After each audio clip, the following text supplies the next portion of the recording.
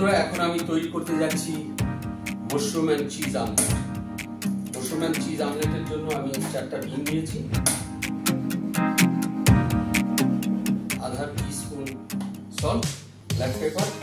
তো দেখতে পাচ্ছেন আমার ফ্রাই প্যান গরম হচ্ছে। এখানে আমি রেখেছি ফ্রেশ মাশরুম, এমেন্থাল চিজ। এই দুটো দিয়েই আমি আমলেটটা তৈরি করব। ডিমটাকে আমি বিট করে নিচ্ছি।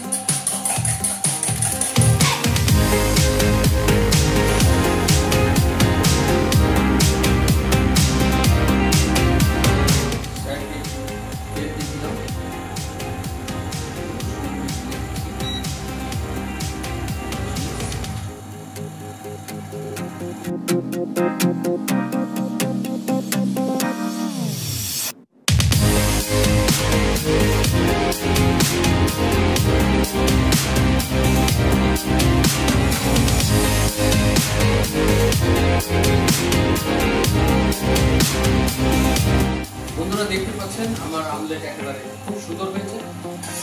পরিবেশনের জন্য প্রস্তুত।